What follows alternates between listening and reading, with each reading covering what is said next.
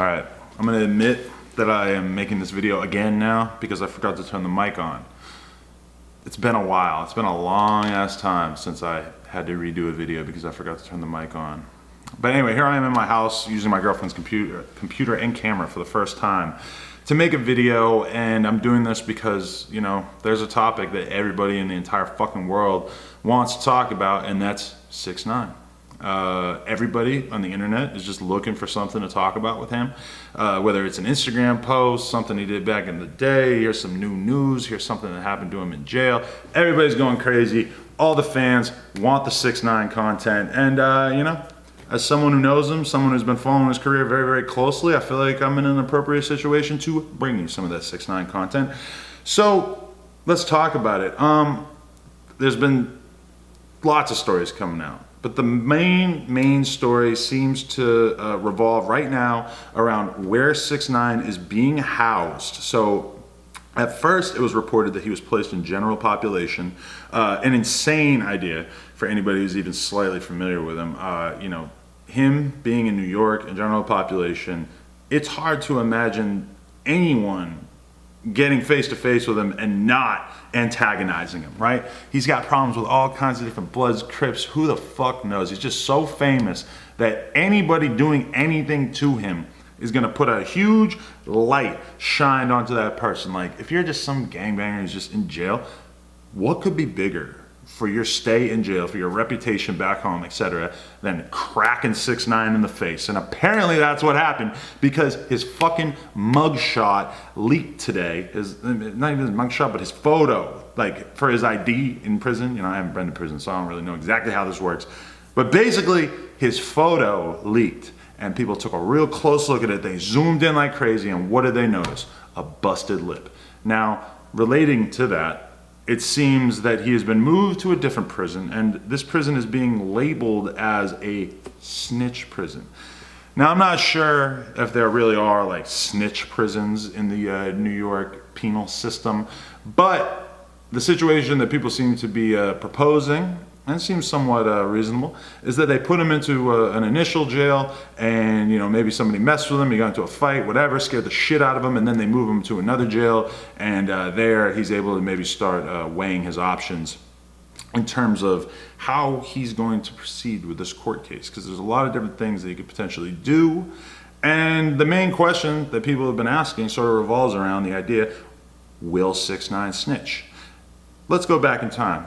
Take a look at his Breakfast Club interview. In that Breakfast Club interview, he's basically disparaging the gang that he was once part of. He's talking about, you know, dirty Bloods, sleeping on mattresses in the corner of the room, etc., etc. He's, you know, he said that Shoddy was fired. Shoddy was the dude who put him down with the Bloods in the first place. I was talking to somebody recently who told me that they had a conversation with Shoddy when he first decided that he was gonna let 6ix9ine claim to be a Blood, and that they were telling him, like, this is not cool, it's not okay, like, you're disrespecting the whole notion of being a Blood. And that Shoddy was basically like, hey man, he wasn't a Blood yesterday, but he a Blood today. Now, you can't put me on record as that being an exact quote, but that's the general gist of it. You know, 6ix9ine was put down with the Bloods in like sort of an artificial way. Normally, it's a little bit more official, you know. Normally you don't just get to become a Blood when you get famous, and even beyond that, you don't get to just exit whenever the fuck you feel like it. You know, that's just not how it goes. Normally when people claim a gang affiliation, it's supposed to be for life, or it's at least supposed to be for a very long time. So with 6ix9ine, and he goes and does that Breakfast Club interview, and he, without saying it, he basically disavowed the whole Blood thing. So he already turned his back on his crew. You know, he already turned his back on the people that were around, that were supposed to have his back. He already did that, and according to the cops, those same people wanted to kill him. They stopped him from going to a casino in Connecticut because they thought that he there was going to be murdered in cold blood. Now, I don't know if that's realistic or not, but at the very least, it was a possibility. So the question now is 6ix9ine gonna turn his back on his old crew? I mean, he already kind of did with that interview, bro. He already threw him under the bus. He already basically said that he wanted nothing to do with it, that he didn't want to be associated with it. And my guess is that he kind of knew that this was going to happen. Now, maybe not right now. Maybe he thought that he could sort of stop the criminal charges from coming down if he just disassociated himself right now. Maybe he finally decided, like, you know, because he's got all the security now, it's like, what does he really need those Bloods for? If he had got all the security in the first place and maybe moved out of New York where he needed the gang affiliation to be safe, then he probably wouldn't have really had to involve himself with a bunch of street dudes in the first place, and he could have just been a rapper with a bunch of security. He wouldn't have as much respect. But I mean, if you remember, even like when I did the 6ix9ine interview, he was sitting there saying, like, you don't see me with all these gangsters in the video, blah, blah, blah. Like, because at that time, he wasn't on that. Like a month, 2 months later, he was on that. Whatever. So the question is he gonna snitch? Yeah, he's definitely gonna fucking snitch. Why wouldn't he snitch? He already turned his back on these people in the context of that Breakfast Club interview. He already knows that those people probably wanted to kill him, or at least wanted to hurt him, or at least he doesn't owe them anything anymore. I mean, in his mind, he doesn't owe them anything anymore. And this is kind of more of an overall problem that I've seen with his character throughout the course of the past year that he's been famous, is that he seems very, very happy to just sort of leave people behind. Whether it was in that Trippy situation, I can think of other people that have helped him out in this situation and everything. And, he just doesn't seem like a guy that has a lot of loyalty. That's always been my impression of him. So is he gonna maintain his loyalty now that he's probably staring down the barrel of like 25 to life? Probably not. He already wanted his way out of this shit, so he's probably gonna turn his back. An example of somebody who stood on their shit and actually like did not snitch was TK's friend Pimpy's. He just recently got 30 years, and they were offering him 20, allegedly. They were offering him 20, and he said, nah, fuck that, I'm not snitching, I'm not gonna change. And shout out to him. I mean, 20, 30, it's kind of like, whatever, you're gonna be an old fucking man by the time you get out anyway. But Pimpy's held TK down. But does it really matter? No, it doesn't matter. Because there's already girls in that case who are ratting on everybody no matter what. So it was like, Pimpy's ratting too, probably didn't really matter that much. And the thing with 6ix9ine is like, he probably knows that Shotty or the other Bloods are gonna say whatever they gotta say about him. Like, why wouldn't they throw him under the bus?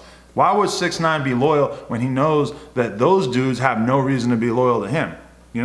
Prior to the Breakfast Club interview, who knows? Maybe those dudes would have held him down in court. Maybe they would have said 6ix9ine had nothing to do with it, blah, blah, blah. And maybe they would have took the charge as long as they, got properly compensated financially or something like that. I mean, that's not going to happen now. There's no reason for us to even imagine that he would have any sense of loyalty to these guys. So is he going to snitch? Of course he's going to snitch. How the fuck could he not? So that raises the question, is he going to go and is it going to be the kind of thing where he snitches and then he still has to do 7 years? Or is it going to be the kind of thing where he snitches and he gets 20 instead of 30? Or is it going to be the kind of thing where he snitches so prolifically that everything is just sort of washed away, he goes to jail for a year, Shotty, everybody else gets thrown under the bus? Does that seem likely to you? For me, it seems more likely that 6ix9ine is going to really, really like face a lot of consequences. Because, if the cops get to throw Shotty and Crippy, whoever that is, all these other dudes in jail, I mean, do the cops want that? No, they want to throw 6ix9ine in jail. If you ran a prison, would you want to see this dude Shotty, who just got famous and has, something like 250,000 Instagram followers, would you want to see him rotting in the jail?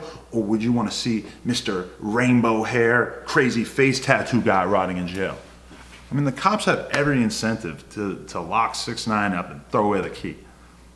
So, I don't know. I mean, the realistic scenario is that 6ix9ine probably wasn't with the shits to any degree that is even close to the extent that the other guys were, Like, realistically, they were probably the ones doing the dirt. They were probably the ones moving the bricks.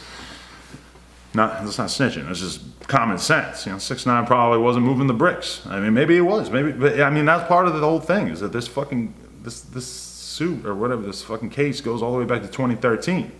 Before 6ix9ine was famous, everybody knows he got picked up on a fucking heroin dealing charge. What's not to say that they have information that he was trafficking in huge amounts of drugs. Maybe he was getting pounds of drugs shipped to him or something like that, and the cops just know about it now and they decided to just sort of use this as the opportune time to catch him.